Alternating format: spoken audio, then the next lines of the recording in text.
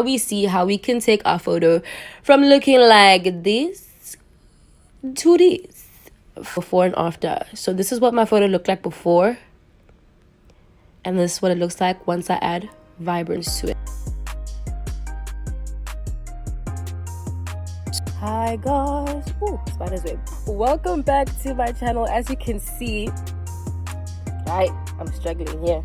If you have me on Instagram, you'll know that I'm currently not in Johannesburg, making it very hard for me to film a collab or to film any video whatsoever because my equipment is in Johannesburg. I'm even filming this with my phone right now. So yeah, I decided to do something different today. I thought I should give you guys a quick tutorial on how to add some vibrance or how to add some light and pizzazz to your photos. So yeah, I hope you enjoy the video, and if you do, don't forget to like, don't forget to comment, don't forget to subscribe, and don't forget to share. But yeah, I hope you guys enjoy the video, and see you guys on my next one. Okay guys, so for this tutorial I'm going to be using the app Snapseed, and I use Snapseed for like 99.9% of the photos. So let's open Snapseed and we're going to edit, okay, about 2 to 3 photos, maybe just 2, but let's open the first one. So what you do first is you go to tools, which is the middle button at the bottom, and you go to details. I like to turn up my structure to about 13 to 14. As you edit more photos, you'll see how much the structure can add a bit more, you know, like pizzazz. I'm not even sure what the word is, but you know, if you try this out, you'll see. So I add a bit of structure to my photo to make it pop out a bit. The second thing I do is I go to tools again, and you see tools just opens up a bunch of options that we can use for our photos. And the second thing I go to is selective, this circle here. So selective basically allows you to work with a specific point in the photograph that you want to edit. So for example, I press the plus sign at the bottom in that circle, nyana thingy majiggy, and I go to my jeans. So I press on my jeans and you'll see a little B on the jeans.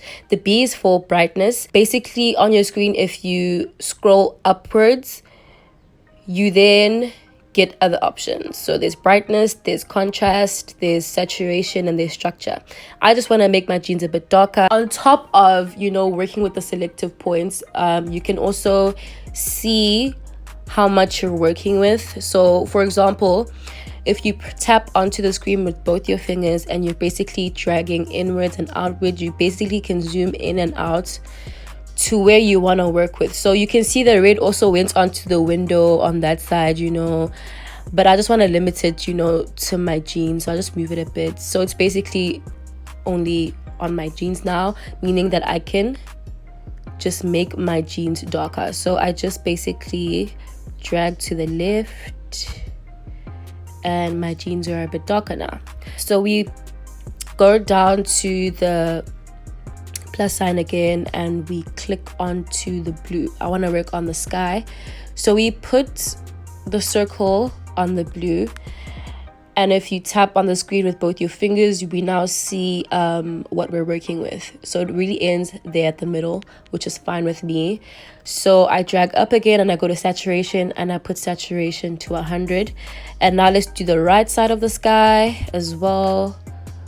So we'll put it there, and the red tells us what we're working with, and we put saturation up to 100 as well. Cool. I want to make my t-shirts a little bit darker as well, maybe like a little bit of my hair and the eyebrows a bit. So I will click add again and I put it right there on my t-shirts. And as you can see, if I'm working with something black, it usually also highlights other parts of the picture which are black, which is basically what I wanted to work with as well. And then we drag to the left and it gets a bit darker, but that's a little bit too much, so we'll leave it at about -9, and that's fine with me. So as we can see now, the photos are like a little bit more colorful, you know, a little bit more cuter. So that's all I want to work with in terms of selectiveness. So we go to tools again, and this time we go to tune image, so the first option. On tune image, we get the option, if you slide down, you get brightness, you get contrast, saturation, ambience, highlights, shadows, and warmth. What I like to use is ambience. Ambience basically just adds this whole new level of color to your photos. So I drag my ambience to the right to about 20. And look at the difference already. It just looks so much better, so much vibrance in that photo, and it's just so amazing. So I dragged my ambience to about 1920, and now I'm going to show you the before and after. So this is what my photo looked like before, and this is what it looks like once I add vibrance to it. After this, you are able to add filters, and even the filters you add to your photo become a little bit more, you know, out there, and they look a bit better because your base photograph is edited very well. Now I'm going to edit my second photo, which is a photo I took when I was in the car waiting for my dad the other day. And you know, it's a pretty cool photo, I feel, but it could be better. So for this photo, I just wanted to look tropical and, you know, outdoorsy and nice, but we're not working with a lot of colors. So the colors that are already there, I feel like I should make them pop a bit more, basically. So I go to details again, and my structure this time I turn it up to about 40, you know, just to add, you know, clarity to the photo, and that's fine with me. I go to tools again, and I go to selective.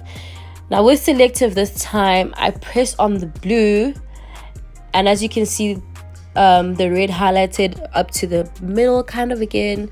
So that's fine with me. We go to saturation, and we pull it right up to about 86. I don't want it to be to 100 because it's already pretty blue. So I put it up to 86. I press the add button, and I pick a point in the picture that still needs. So I go here, and there we go. The other side of the blues have been highlighted, and we put saturation up to 86-ish. Or just 83 is fine. It's fine. And then we go to the very bottom there that didn't get highlighted. We turn the saturation up to about 93, and there we go. Already it's like a whole different photo, guys. Wow. Anyways, I just want the blacks on the dashboard to be a bit darker as well, so we just add some darkness there.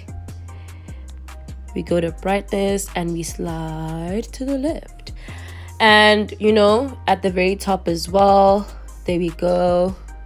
We just make it a bit darker, and there's already such a major difference in this photo, as you can see. Then lastly, we go to my favorite again, and we go to ambience, and we just turn the ambience up to maybe about 60, 59, 60, and there you have like a whole different photo. Let's just see the before and after. That was before, and this is after. Before, after. Now we see how we can take our photo from looking like this to this. Okay, just for control, I'm going to be editing one last photo, a more recent photo of mine. I'm just gonna show you what I did to add vibrance to the photo before I put a filter on it on a whole entire different app.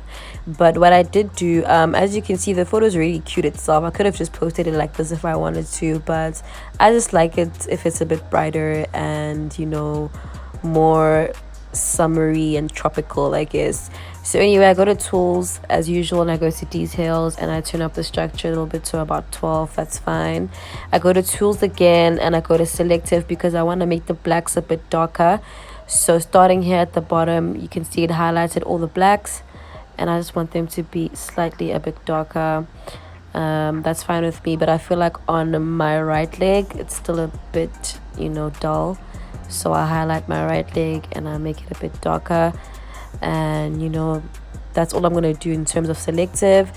Then lastly, I go to tune image, and I go to ambience. I just want it to be a little bit more summery and brighter, so I turn the ambience up to about 36. And when we see before and after, this is before, and this is after. This is before, and this is after.